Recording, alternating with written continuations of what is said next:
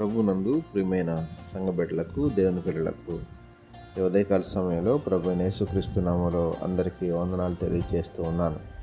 గడిచిన వారం అంతా ప్రభు మనకు తోడుగా ఉండి ఈ పునరుత్థాన పండుగ దినాన మరొకసారి ఆయన నామాన్ని స్తుతించుకోవడానికి ప్రభు ఇచ్చిన మంచి సమయాన్ని బట్టి దేవునికి మహిమ, ఘనత, ప్రభావాలు కలుగును గాక.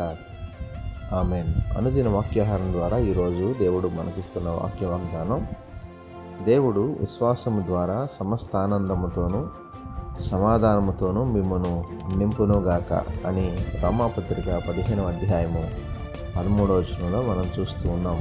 దేవునికి మహిమ కలుగునుగాక. ప్రియమైన దేవుని సంఘమా, ఈ మాటను మనం గమనించినట్లయితే మన ప్రభు అయినటువంటి యేసుక్రీస్తు తన పిల్లలమైనటువంటి మనకు కావలసినటువంటి సమస్తమైన ఆనందాన్ని, సమాధానాన్ని, శాంతిని, సంతోషాన్ని అనుగ్రహించే దేవుడుగా ఆయన ఉన్నారు.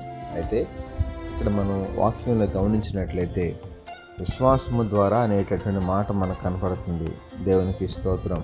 కనుక ఈనాడు మనకు కావలసినటువంటి ప్రతి విధమైన ఆశీర్వాదము, ఆనందము, సమాధానము మనకి ఎలా దక్కుతున్నాయి అంటే విశ్వాసము ద్వారానే. మనం ఎప్పుడైతే దేవుని మీద విశ్వాసం ఉంచుతామో, దేవుని యందు భయభక్తులు కలిగి జీవిస్తామో, వాక్యానుసారంగా జీవించడానికి ఇష్టపడతామో, అప్పుడు మన ప్రభువు మనకు కావలసినటువంటి సమస్తమైనటువంటి ఆనందాన్ని, ఆశీర్వాదాన్ని, సమాధానాన్ని మనకు అనుగ్రహిస్తానని వాక్యానుసారంగా సెలవిస్తున్నారు. ఆ రీతిగా ఈ ఉదయకాల సమయంలో ప్రభు ఇస్తున్న మాటను బట్టి దేవుని మీద విశ్వాసం ఉంచి దేవుడు అనుగ్రహించే ప్రతి విధమైన ఆశీర్వాదాన్ని, ఆనందాన్ని, శాంతి, సమాధాన, సంతోషాలను పొందుకొనడానికి దేవాది దేవుడి ఉదయకాల సమయంలో యొక్క వాక్య వాగ్దానం అందరి జీవితాల్లో నెరవేర్చునుగాక. ఆమెన్.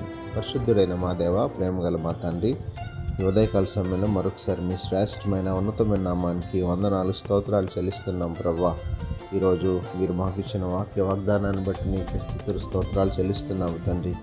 ఈరోజంతా మీరు మాకు తోడుగా ఉండండి. నీ పిల్లలమైన ప్రతి ఒక్కరు నీ సన్నిధికి చేరి విశ్వాసంతో మీరు ఇచ్చే ప్రతి విధమైనటువంటి ఆశీర్వాదాన్ని పొందుకోవడానికి మీ సహాయాన్ని దయచేయమని, ఈరోజు పుట్టినరోజు, పెళ్ళిరోజు జరుపుకుంటున్న బిడ్డలు ఎవరైతే ఉన్నారో వారందరినీ పేరు పేరున దీవించి ఆశీర్వదించమని యేసు పరిశుద్ధ నామమున అడిగి వేడుకొనుచున్నాం తండ్రి. ఆమెన్.